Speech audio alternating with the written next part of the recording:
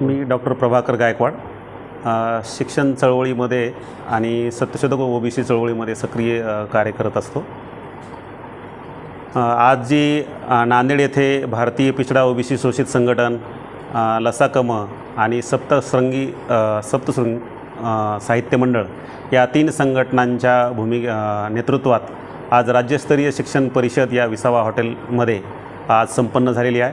अत्यंत उत्साहाच्या आणि हे धोरण जाणून घेण्याच्या आणि संघटितपणे हे धोरण जाणून घेतल्यानंतर त्या दुष्परिणामांच्या विरोधामध्ये लढा देण्याची एक भूमिका आणि तसे काही ठराव या परिषदेमध्ये आज घेण्यात आलेले आहेत। वास्तविक पाहता भारतीय शिक्षणाचा जो इतिहास आहे एकंदरीतच बौद्ध कालखंड सोडता एकदम काळाकुट्ट राहिलेला आहे।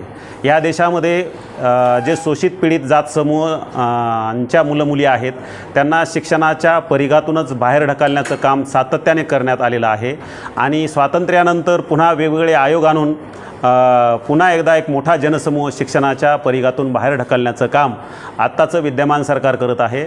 या सरकारने नवीन शैक्षणिक धोरणाच्या माध्यमातून असंख्य शाळा स्कूल कॉम्प्लेक्सच्या माध्यमातून समायोजनाच्या नावाखाली बंद करण्याचा घाट घातलेला आहे।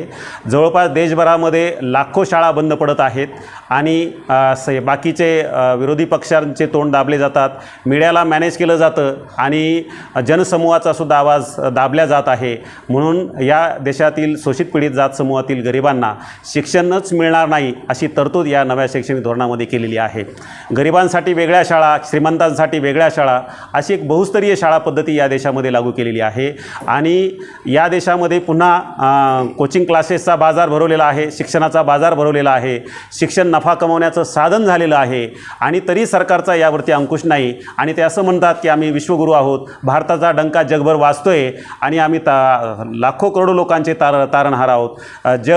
जगामध्ये भारत देश हा विकसित होत आहे अशा पद्धतीची एक मांडणी केली जात आहे, परंतु या देशात शिक्षणच मिळणार नाही अशा प्रकारचे GR राजरोसपणे हे सरकार पारित करत आहे। म्हणून महाराष्ट्रातल्या आणि केंद्र सरकारच्या दोन्ही सरकारचा आम्ही या शिक्षण परिषदेच्या निमित्ताने जाहीर निषेध करतो आणि या देशामध्ये हे जे भारतीयांच्या शिक्षण कत्तलीचा जाहीरनामा म्हणून राष्ट्रीय शिक्षण धोरण 2020 जे आलेलं आहे ते तात्काळ रद्द करावं आणि या देशातल्या फुले शाहू आंबेडकरांना अभिप्रेत असलेली जी शिक्षण व्यवस्था आहे किंवा ज्या शिक्षण पद्धतीसाठी आम्ही लढा देतो ती शिक्षण पद्धत म्हणजे समान शिक्षण पद्धती। कारण या देशातल्या अदानी आणि अंबानीच्या मुलामुलीला जे शिक्षण मिळतं तेच या नांदेड शहरातल्या दलित, आदिवासी, ओबीसी, कष्टकरी, शेतकरी किंवा रिक्षावाल्याचा मुलगा किंवा मुलगी असेल त्यांनासुद्धा तशाच स्वरूपाचं त्याच आर्थिक भौतिक पायाभूत सुविधांनी मिळालं पाहिजे अशी ही परिषद शासनाकडे मागणी करत आहे आणि शासनाने या मागण्यांचा आज ज्या घेतलेल्या ठरावांचा नक्कीच विचार करून त्याला मंजुरी द्यावी अशी मागणीसुद्धा करते।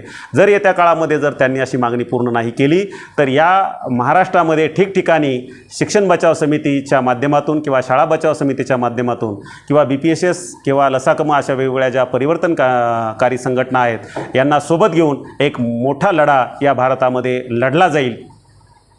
धन्यवाद।